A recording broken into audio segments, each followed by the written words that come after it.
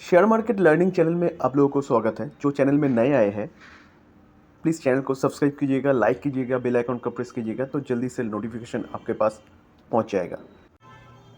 Rail विकास निगम limited तो आज 1.54% अभी तक ऑफसाइड मूवमेंट दिखा रहा है। तो आरबीएनएल को लेके एक बहुत बढ़िया सा न्यूज़ आ रहा है। तो चलिए न्यूज़ को पहले देख लेते हैं। सर हेवी रिसेंट मलेशिया में इलेक्शन हुआ था, वहाँ पे नया सरकार आया है। तो आने के बाद ही वहाँ का जो पीएम है वो इंडिया विजिट के लिए आए थे। तो आने के बाद बहुत सारे एग्रीमेंट मलेशिया के साथ हुआ है। तो देखिए आरबीएनएल भी एक एग्रीमेंट किया है, साइन किया है, मेमोरेंडम ऑफ अंडरस्टैंडिंग। किसके साथ? DMIA। कंपनी का फुल नाम क्या है? धाया माजू इंफ्रास्ट्रक्चर एशिया, जो मलेशिया का कंपनी है। क्या एग्रीमेंट हुआ है? क्या मऊ स्वाक्षर हुआ है? मऊ स्वाक्षर हुआ था किसके साथ? आरबीएनएल के साथ और मलेशिया का जो कंपनी है DMIA के साथ। क्या है? देखिए, may collaborate to work jointly to participate into the railway infrastructure. Sir full article देखें तो देखिए, and services project in Asian market and others market as agree which special focus established a manufacturing base in Malaysia for railway coaches and others railway products।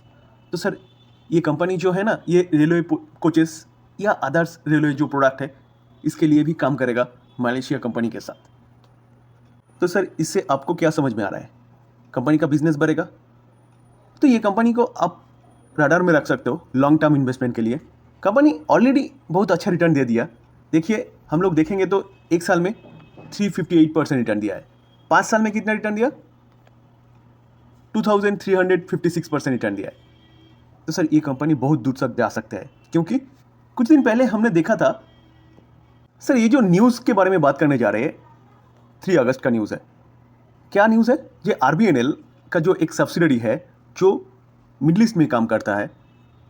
तो RBNL अर्थात rail Vikas Nigam LLC in Uzbekistan as a part of strategic expansion its international market।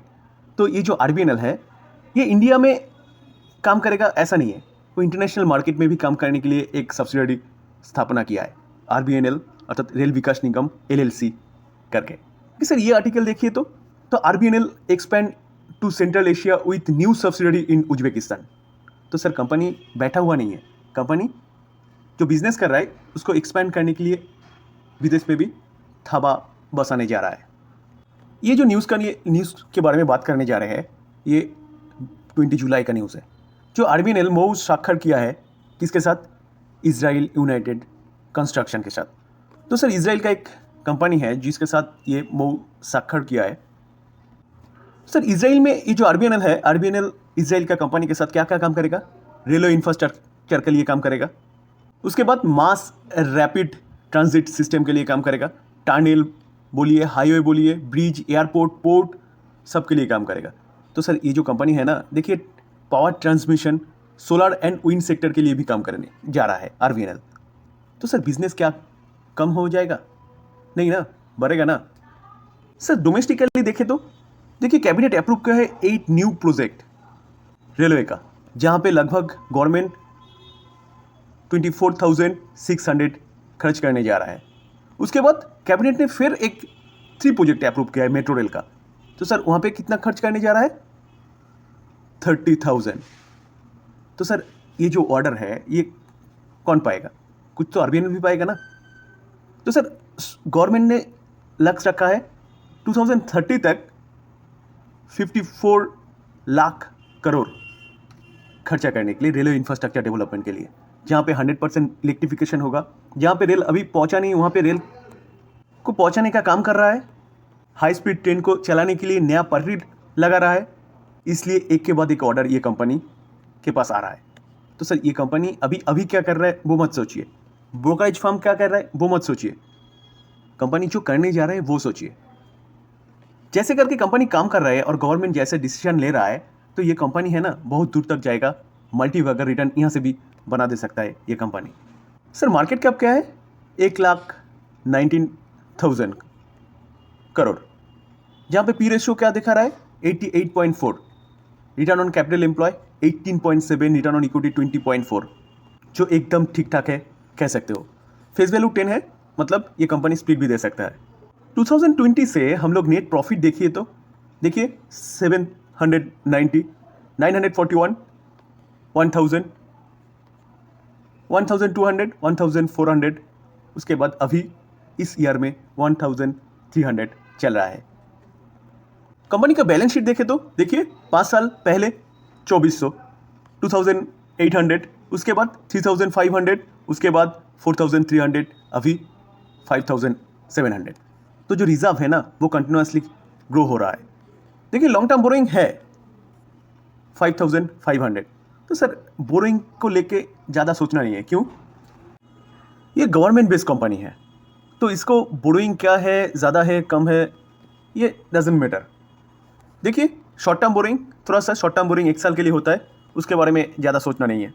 Cash and cash equivalent देखे तो देखिए cash कितना है 2997 cash है इस company के पास, तो बैलेंस शीट है जो ठीक ठाक है।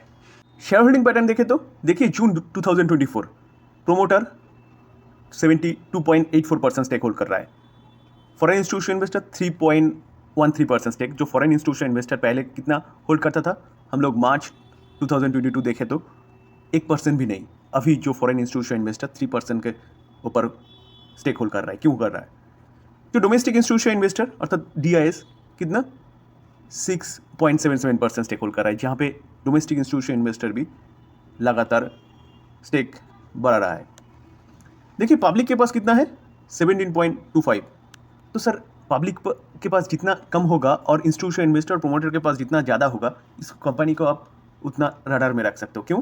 क्योंकि ये जो है प्रोमोटर तो सब कुछ जानता है, उसके बाद FIs DIs के पास सब इन्फॉर्मेशन रहता है। क्यों? वो लोग इंस्टीट्यूशन इन्वेस्टर है, रिटेल इन्वेस्टर या पब्लिक के से ज़्यादा ये इंस्टीट्यूशन इन्वेस्टर ज़्यादा इन्फॉर्मेशन रखता है कंपनी के बारे में। जहाँ पे कंपनी अच्छा काम कर रहा है, प्रॉफिट ग्रो हो रहा है, जो रिजर्व है वो भी ग्रो हो रहा है, उसके बाद गवर्नमेंट जो लक्ष्य रखा हुआ है उसके ओर दौड़ रहा है, ये कंपनी अपना बिजनेस देश के बाहर भी सेटअप कर रहा है, तो सर ये कंपनी बहुत दूर तक जाएगा और मल्टीबैगर रिटर्न यहाँ से भी ये कंपनी बना दे सकते हैं। तो ये कंपनी को आप रडार में रख सकते हो लॉन्ग टर्म इन्वेस्टमेंट के लिए। डिस्क्लेमर दे दूँ, कोई बाय सेल रिकमेंडेशन नहीं है सर। बाय या सेल करेंगे अपने डिसीजन से करेंगे या अपने फाइनेंशियल एडवाइज़र से बात करने के बाद करेंगे। ये वीडियो आपको थोड़ा सा हेल्प करेगा। आज इतना ही। अच्छा लगे तो प्लीज़ चैनल को सब्सक्राइब कीजिएगा, लाइक कीजिएगा, बेल आइकन को प्रेस कीजिएगा। Thank you.